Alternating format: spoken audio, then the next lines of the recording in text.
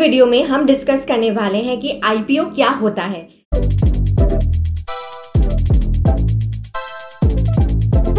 तो उन सभी बिगिनर्स के लिए जो समझना चाहते हैं कि इनिशियल पब्लिक ऑफर यानी आईपीओ क्या होता है, तो इस वीडियो में बने रहिए। तो हम इसमें देखेंगे कि आईपीओ क्या होता है, आईपीओ लाने की ज़रूरत क्यों होती है एक कंपनी को, what is the need of IPO, then why you should invest in IPO and what are the benefits of IPO. So let's start our video. Now IPO का मेन ऑब्जेक्ट है कंपनी को list करवाना on the stock exchanges. तो India के दो national stock exchanges हैं, BSE and NSE. तो company या तो लिस्ट होती है बॉम्बे स्टॉक एक्सचेंज बीएसई पे और एनएसई नेशनल स्टॉक एक्सचेंजेस, और दोनों पे भी ये लिस्टिंग हो सकती है। Now further small and medium enterprises companies भी हैं जो अपना आईपीओ लाती हैं, तो उन्हें कहा जाता है एसएमई आईपीओ, और दूसरी जो बिग कंपनीज होती हैं उनका आईपीओ को कहा जाता है मेन बोर्ड आईपीओज, वह कंपनीज जिनका टर्नओवर कुछ एक्सीड करता है एंड शेयर कैपिटल जिनकी ज़्यादा होती है। नाउ इसका क्राइटेरिया क्या है आईपीओ लिस्टिंग का, या what is the process of to get the companies listed, तो ये हम एक दूसरे वीडियो में डिस्कस करेंगे। पर ये जो लिस्टिंग होती है वो एसएमई कंपनीज की बीएसई एसएमई प्लेटफॉर्म पे और एनएसई इमर्ज प्लेटफॉर्म पे भी होती है, और जो मेन बोर्ड है वो एनएसई पे हो जाती है। नाउ कंपनीज को आईपीओ लाने की क्या ज़रूरत है, क्यों वो आईपीओ लेके आती हैं, तो इनके 3 रीजंस हो सकते हैं। सबसे फर्स्ट, एक ग्रोइंग कंपनी को हमेशा एक्सपेंशन करना होता है, तो इस एक्सपेंशन को फंड करने के लिए उन्हें पैसों की ज़रूरत है। तो इसीलिए इसको फंडिंग लेने के लिए ये पब्लिक से पैसा रेज करती है और अपनी इक्विटी शेयर्स मार्केट में इश्यू करती है। देन सेकेंडली, ये जो कंपनीज है जब एक पर्टिकुलर ग्रोथ फेज में आ जाती हैं, तो इनके जो एंजल इन्वेस्टर्स हैं उनको एग्जिट होना पड़ता है। इनको एग्जिट दिलाने के लिए भी कंपनीज आईपीओ लेके आती हैं। Then thirdly, to achieve the listing benefits, क्योंकि एनएसई पे लिस्ट होने के बाद कंपनी को बहुत सारे एडवांटेजेस मिलते हैं जो हम लास्ट में डिस्कस करेंगे। इन्हीं तीनों रीजंस की वजह से कंपनी आईपीओ लेके आती है। नाउ आईपीओ के 2 टाइप्स हो सकते हैं, एक तो फ्रेश इशू और एक ऑफर फॉर सेल। तो फ्रेश इशू में कंपनी जनरली फंड्स रेज करती है फॉर केपेक्स पर्पस, या they have to purchase new plant and machinery, और फॉर एक्सपेंशन, तो दैट इज फ्रेश इशू। लेकिन ऑफर फॉर सेल में क्या होता है, जब एग्जिस्टिंग इन्वेस्टर्स को एग्जिट होना होता है, तो that is called offer for sale. Now in IPO can either be fresh issue हो सकता है, पूरा ऑफर फॉर सेल हो सकता है, या फिर आईपीओ दोनों का मिक्स हो सकता है।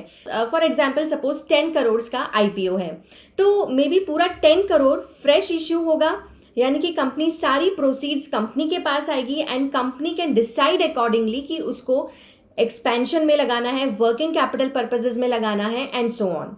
नाउ और ये 10 करोड़ का जो IPO that is bifurcated into 2 parts, fresh issue 5 crore and offer for sale भी 5 करोड़।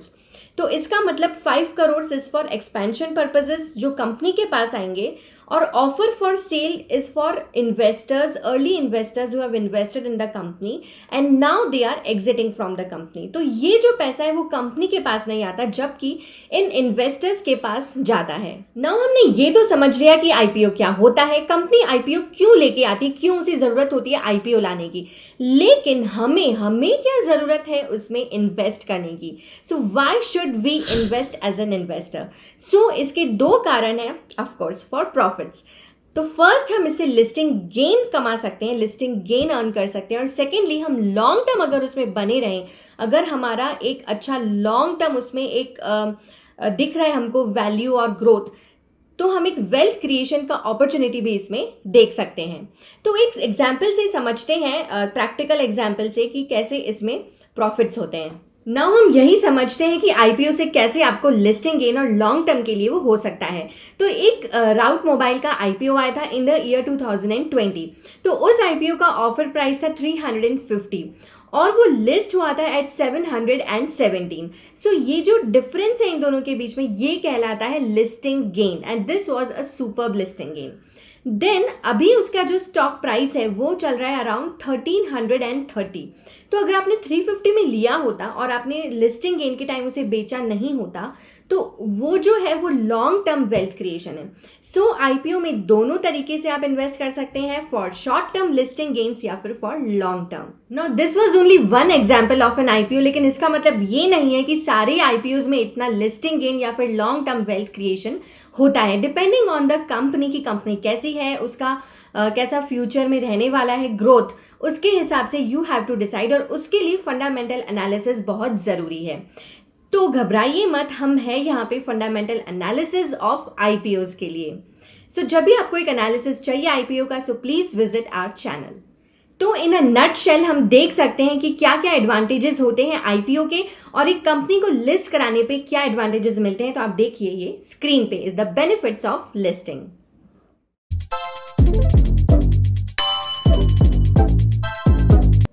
सो ये था व्हाट इज आईपीओ। नाउ समझने के लिए कि आईपीओ की कैटेगरीज क्या क्या है, इन्वेस्टर्स की प्रोसेस क्या होता है आईपीओ लाने का, तो ये सब समझने के लिए please subscribe to our channel.